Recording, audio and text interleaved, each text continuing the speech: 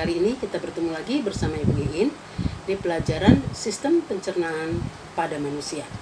Kalau bicara sistem pencernaan, pasti ada berhubungan dengan makan. Oke, mari kita mulai. Perhatikan video berikut ya.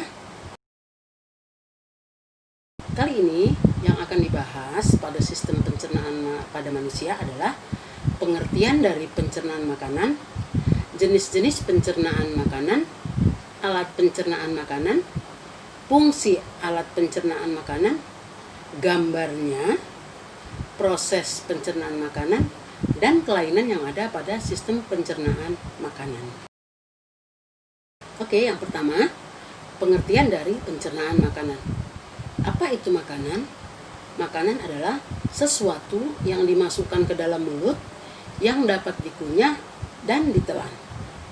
Itu berarti tidak semua yang masuk ke dalam mulut disebut dengan makanan ya.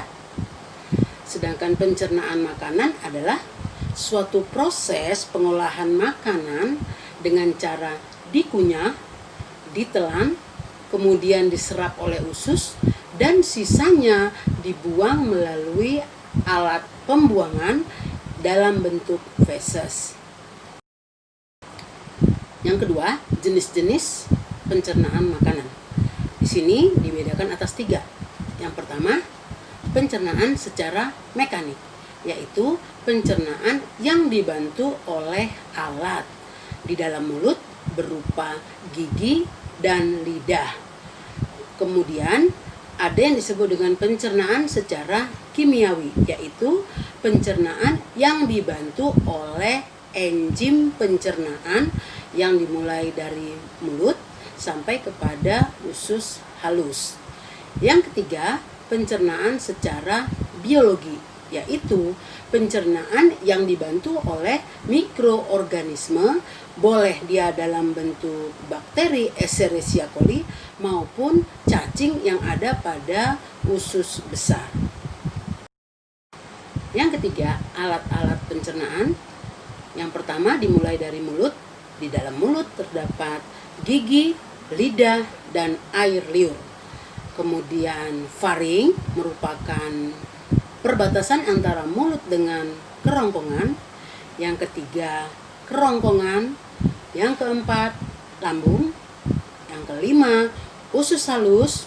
Kemudian diikuti oleh usus besar dan berakhir pada anus. Ayo kita bicara fungsi dari alat-alat yang tadi ya. Dengarkan video ibu ini.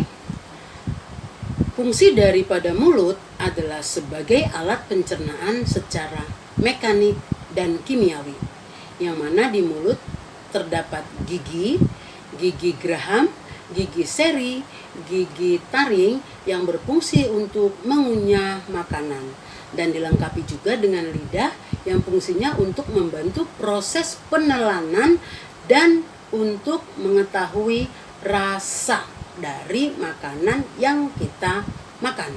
Ada juga air liur yang mengandung enzim amilase yang berfungsi untuk mengubah makanan dalam bentuk karbohidrat menjadi glukosa. Yang kedua, faring. Faring ini merupakan perbatasan antara rongga mulut dengan kerongkongan, yang mana di faring dilengkapi oleh epiglotis. Fungsi dari epiglotis ini adalah untuk mengatur saat kita berbicara atau saat kita menelan makanan sehingga tidak terjadi tersedak.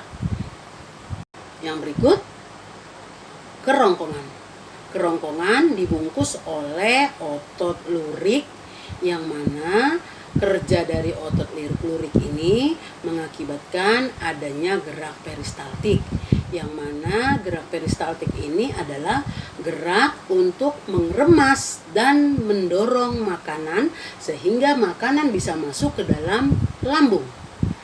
Yang berikut, lambung merupakan alat pencernaan yang terjadi secara kimiawi, yaitu dengan bantuan bermacam-macam enzim, baik itu enzim untuk karbohidrat maupun enzim untuk makanan dalam bentuk protein.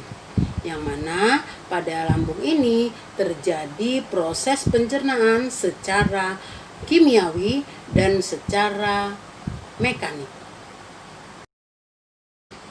Yang kelima, usus halus. Usus halus ini terbagi atas 3 bagian, yaitu ada yang disebut dengan usus 12 jari, usus kosong, dan usus penyerapan. Yang mana di usus halus ini terjadi proses pencernaan secara kimiawi yang dibantu oleh enzim yang berasal dari kelenjar pankreas, yaitu enzim pencernaan.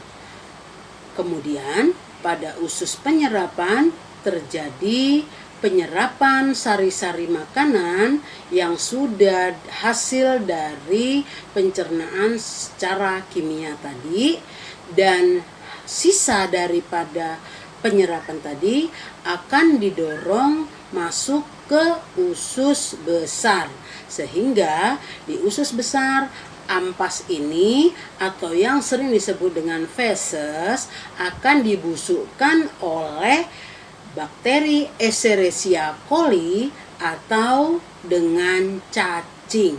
Sehingga dengan kata lain perlu ada bakteri di dalam usus besar dan juga dibutuhkan beberapa jumlah cacing, tetapi tidak boleh terlalu banyak, sehingga disarankan setiap per 6 bulan setiap orang harus melakukan meminum obat cacing. Untuk apa? Untuk mengurangi jumlah cacing yang ada di dalam usus besarnya. Dan yang terakhir, feses ini akan dibuang dari dalam tubuh manusia melalui anus, yaitu membuang feses sudah merupakan hasil akhir dan sudah mengalami pembusukan yang dilakukan tadi pada saat pencernaan secara biologi. Oke, demikian alat-alat pencernaannya. Oke, jangan tinggalkan video ini, tetap bersama kita untuk kelanjutannya.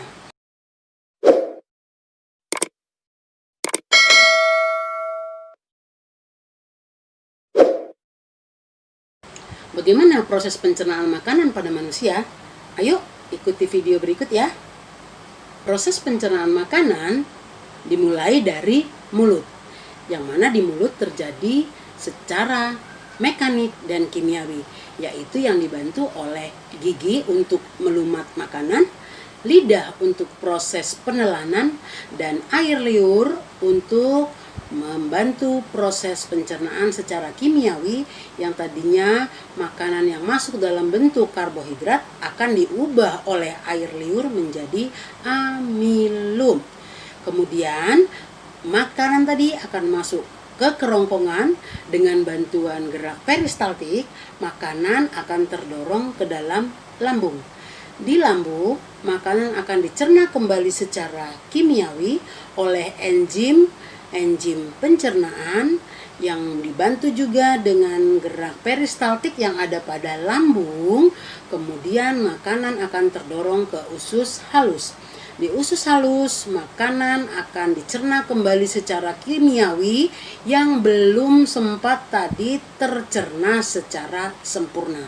Setelah sempurna bentuknya, kemudian akan diserap oleh usus halus dan ampasnya akan dibuang ke usus besar. Di usus besar terjadi proses pembusukan oleh bakteri dan cacing, dan feses inilah yang akan dibuang melalui anus. Oke, demikian loh pencernaan manusia. Gampang ya. Berikut Ibu sajikan gangguan pada sistem pencernaan manusia. Yang pertama, ada yang disebut dengan diare. Diare ini artinya adalah fesesnya lebih lembek karena bercampur dengan air, dan biasanya peningkatan frekuensi BAB-nya lebih dari 3 kali dalam sehari. Yang kedua, sembelit.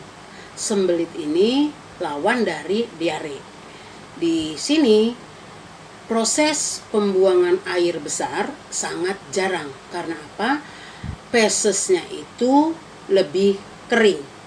Jadi untuk mengeluarkan sedikit susah dan feses pun semakin padat.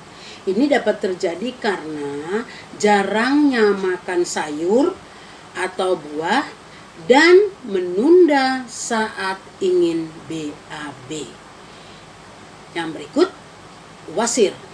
Di sini karena terjadi pembengkakan pembuluh pena yang ada di luar ataupun di dalam anus yang kemudian mengalami pembengkakan.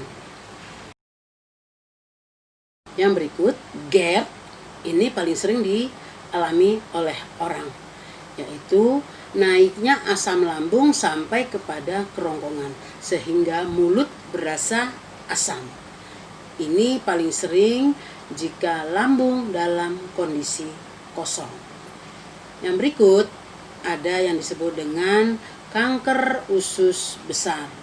Ini bermula dari tumor jinak yang kemudian menjadi polip yang seiring dengan perpanjangan waktu akan berkembang menjadi kanker ganas. Ada lagi penyakit yang disebut dengan hepatitis. Ini disebabkan oleh virus yang menyerang hati. Biasanya jumlah virus yang ada di dalam hati tidak bisa dihilangkan atau dimusnahkan, tetapi bisa dikontrol jumlahnya. Yang berikut, sirosis, yaitu terbentuknya jaringan-jaringan di hati yang mengakibatkan fungsi hati menurun sehingga terjadilah gagal fungsi hati. Yang terakhir, penyakit atau gangguan pada esofagus yang disebut dengan esofagitis. Di sini sering dirasakan oleh hampir semua manusia, yaitu peradangan pada lapisan kerongkongan. Sehingga kita sering merasakan sakit saat menelan atau rasa nyeri saat menelan makanan, sehingga kita jadi jarang atau malas makan. Oke, itu saja dulu yang bisa Ibu jelaskan tentang gangguan pada sistem pencernaan. Mudah-mudahan adik-adik semuanya bisa paham ya.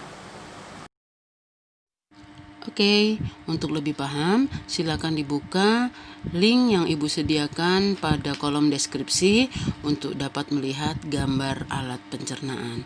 Dan jangan lupa dibuka juga Google Form-nya ya. Oke, selamat bekerja.